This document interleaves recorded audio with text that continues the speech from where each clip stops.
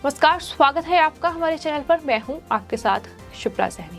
महाराष्ट्र में उद्धव ठाकरे सरकार में मंत्री नवाब मलिक की मुश्किलें लगातार बढ़ रही हैं और अब नवाब मलिक पर जो मनी लॉन्ड्रिंग का मामला दर्ज है उसमें ईडी ने चार्जशीट दाखिल कर दी है, जिसमें नवाब मलिक को लेकर कई सनसनीखेज खुलासे ईडी की ओर से किए गए हैं। ईडी ने इस चार्जशीट में बड़ा खुलासा ये किया है कि नवाब मलिक 16 करोड़ की मनी लॉन्ड्रिंग के मामले में आरोपी हैं। ईडी के मुताबिक मुंबई के गोवाला कंपाउंड के किराएदारों से 14 साल में किराए के तौर पर 11 करोड़ रुपए लिए गए हैं। इसमें से मलिक ने अंडरवर्ल्ड डॉन दाऊद इब्राहिम की बहन हसीना पारकर को 55 लाख रुपए कैश के तौर पर दिए हैं। तो जिस तरीके से ईडी लगातार एक के बाद एक बड़े खुलासे इस पूरे मामले में कर रही है, दाऊद कनेक्शन नवाब मलिक का पहले ही सामने आ चुका है और उसके बाद अब ईडी ने चार्जशीट में भी ये खुलासा किया है कि दाऊद की बहन हसीना पारकर को 55 लाख रुपए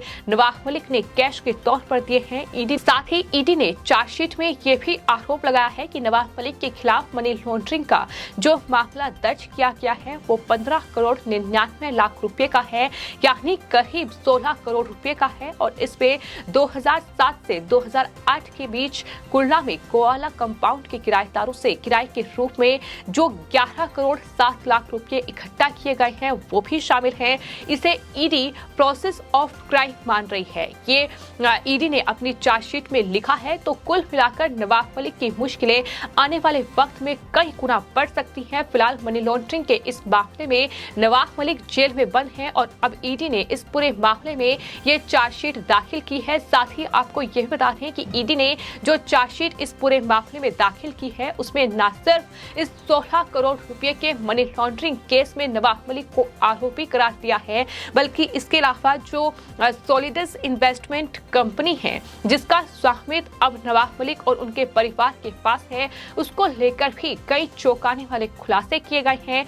ईडी ने इस चार्जशीट में नवाब मलिक और 3 दूसरे लोगों के खिलाफ जो आरोप पत्र दायर किया है उसमें ईडी ने ये साफ तौर पर कहा है कि 2003 में नवाब मलिक ने सॉलिडस इन्वेस्टमेंट कंपनी को गुमराह करके हासिल किया था और ये कंपनी गोवावाला कंपाउंड के ही एक किराएदार की थी। मलिक ने कंपनी को ये बताया कि वो गोवावाला कंपाउंड में गरीब झुग्गी निवासियों के लिए आवास प्रदान करने की योजना पर काम कर रहे हैं और इस तरीके से उन्होंने इस कंपनी को गुमराह किया और इस कंपनी को गुमराह करके इस कंपनी का स्वामित्व ले लिया। ये बड़ा खुलासा ईडी की ओर से किया गया है। ईडी ने अपने चार्जशीट में सॉलिडस के एक पूर्व कर्मचारी का बयान भी इस समय दाखिल किया है और इसमें जो बयान शामिल किया गया है उसके मुताबिक वो 2002 से 2003 में नवाब मलिक से मिले थे और जब नवाब मलिक मंत्री थे, नवाब मलिक से मुलाकात के बारे में जब उस कर्मचारी से ईडी ने पूछताछ की तो उसने ये जानकारी दी है कि करीब 30 मिनट की बैठक में नवाब मलिक ने कुर्ला के झोपड़पट्टी में रहने वाले गरीबों की प्रस्तावित सार्वजनिक सेवा के बारे में उन्हें जानकारी दी। यानी नवाब मलिक की ओर से एक तरीके से जो कंपनी के निदेशक थे, जो कंपनी के मालिक थे, उन्हें गुमराह किया गया। उन्हें ये बताया गया कि वो इस पूरी जमीन पर गरीबों के लिए दरअसल सेवा करना चाहते हैं, इसके लिए वो आवास बनाना चाहते हैं। ये तमाम बातें उनकी तरफ से कही गई। चार्जशीट में जिस बात का जिक्र है उसमें कहा गया है कि मलिक ने झोपड़ियों में रहने वाले 360 परिवारों को स्थानांतरित यानी उनका ट्रांसफर करने के लिए गोवावाला परिसर का पूर्ण स्वामित्व लेने का प्रस्ताव जो है वो कंपनी के मालिक के सामने रखा और नवाब मलिक ने तब कंपनी को यह बताया था कि 360 परिवार कुर्ला में 2 बड़े सरकारी इंफ्रास्ट्रक्चर प्रोजेक्ट के रास्ते में आ रहे हैं। ये जानकारी कंपनी को उनकी तरफ से दी गई थी।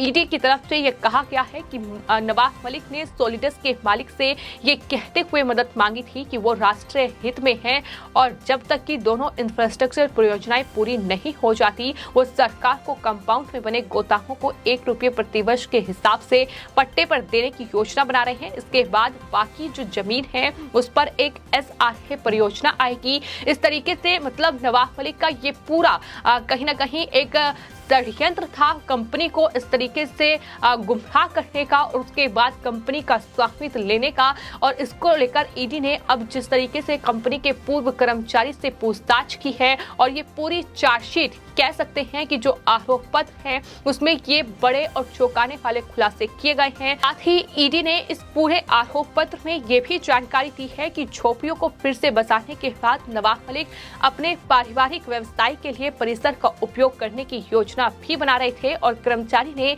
अपने बयान में इस बात की जानकारी दी है कि 2003 में सॉलिडस को नवाब मलिक के परिवार के सदस्यों ने 10 लाख रुपए में लिया और कंपनी के मालिक नवाब मलिक के प्रस्तावित अच्छे विचारों से प्रभावित थे, क्योंकि नवाब मलिक ने जिस तरीके की योजना उनके सामने रखी, जिस तरीके का प्रस्ताव उनके सामने रखा, उससे वो प्रभावित हुए और 10 लाख रुपए में ये कंपनी को खरीद लिया गया। इसलिए ये कंपनी जो है नवाब मलिक को बेच दी गई। साथ ही ईडी ने इस चार्जशीट में दावा ये भी किया है कि सॉलिडस ने 2010 से 2011 के तक परिसर में रहने वाले किराएदारों से किराया इकट्ठा किया। उसके बाद मलिक इंफ्रास्ट्रक्चर का गठन किया गया और इसने परिसर के किराए, मरम्मत और रखरखाव के एक संग्रह के लिए सॉलिडस के साथ एक पट्टे का समझौता किया और इन फर्मों द्वारा किराएदारों से 11 करोड़ 60 लाख रुपए का किराया लिया गया। ईडी ने ये आरोप लगाया है कि दोनों कंपनियों के बीच लीज एग्रीमेंट के जरिए अपराध से होने वाली आय को एक स्तर तक रखा गया था। नवाब मलिक, उनके दोनों बेटे, पत्नी इन कंपनियों के डायरेक्टर हैं और साथ ही इसको लेकर खुलासा बीजेपी की ओर से भी हाल ही में किया गया था, जब बीजेपी के नेता देवेंद्र फडणवीस की ओर से एक प्रेस कॉन्फ्रेंस की गई। उसमें न सिर्फ नवाब मलिक के दाऊद इब्राहिम और उनके गुर्गों के साथ कनेक्शन है, ये खुलासा उनकी तरफ से किया गया था, बल्कि सॉलिडस कंपनी को लेकर भी उन्होंने नवाब मलिक और उनके बेटों को बेनकाब किया था। हालांकि इस पूरे मामले में न सिर्फ नवाब मलिक की मुश्किलें बढ़ी हुई हैं, नवाब मलिक फिलहाल ईडी की रडार पर हैं, वो फिलहाल जेल में बंद हैं, बल्कि उनके बेटों को भी कई बार ईडी नोटिस भेज चुकी है। उनसे भी इस पूरे मामले में पूछताछ होगी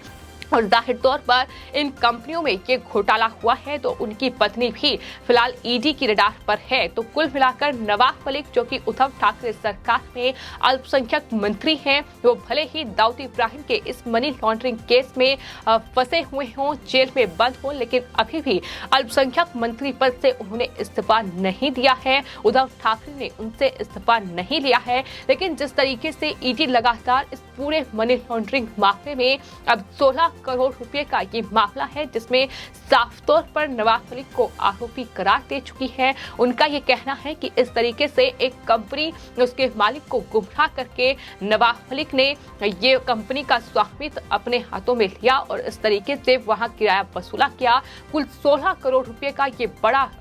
घोटाला है, बड़ा मनी लॉन्ड्रिंग का केस है, जिसमें फिलहाल ईडी की जांच लगातार जारी है। और चूंकि ये सिर्फ घोटाला नवाब मलिक तक ही सीमित नहीं है, बल्कि दाऊद कनेक्शन नवाब मलिक के सामने आई है। दाऊद के गुर्गों से किस तरीके से न सिर्फ जमीन का सौदा हुआ है, बल्कि दाऊद की बहन हसीना पारकर को इस पूरे 16 करोड़ रुपए के घोटाले में से 55 लाख रुपए कैश के तौर पर नवाब मलिक ने हसीना पारकर को दिए थे। सवाल ये है कि आखिर ये पैसे क्यों दिए गए, आखिर ऐसी क्या डील नवाब मलिक की दाऊद इब्राहिम की बहन हसीना पारकर से हुई थी। चूंकि हसीना पारकर की मौत हो चुकी है, तो ऐसे में जब ईडी ने उनके जो करीबी हैं, जो गुर्गे हैं, इकबाल कासकर और साथ ही सलीम फ्रूट जैसे गुर्गों से पूछताछ की, तो उसमें नवाब मलिक का नाम सामने आया था, जिसमें दाऊद के गुर्गों ने ही नवाब मलिक के नाम का खुलासा किया था। साथ ही वो जो जमीन की डील हुई है उसको लेकर भी बड़ा खुलासा किया गया था, जिसके बाद नवाब मलिक से ईडी ने कई घंटों की पूछताछ की, लेकिन ईडी का ये साफ तौर पर कहना था कि नवाब मलिक ने सवालों का सही तरीके से जवाब नहीं दिया, जिसके बाद अल्पसंख्यक मंत्री उद्धव ठाकरे सरकार में नवाब मलिक को गिरफ्तार कर लिया गया और उसके बाद से लगभग फरवरी में नवाब मलिक को गिरफ्तार किया गया था। उसके बाद से वो जेल में बंद है और हर जगह वो जमानत के लिए पहुंच चुके हैं, फिर चाहे वो हाई कोर्ट हो, फिर चाहे वो सुप्रीम कोर्ट हो, लेकिन नवाब मलिक को कोई राहत फिलहाल मिलती नजर नहीं आ रही है। और अब ईडी ने इस पूरे मामले में चार्जशीट दायर कर दी है, जिसके बाद जाहिर तौर पर नवाब मलिक की मुश्किलें और साथ ही उनके परिवार की मुश्किलें भी कई गुना बढ़ती नजर आएगी। फिलहाल आपकी इस पूरे मामले पर क्या राय है, हमें कमेंट बॉक्स में जरूर लिखें और चैनल को सब्सक्राइब करें। धन्यवाद।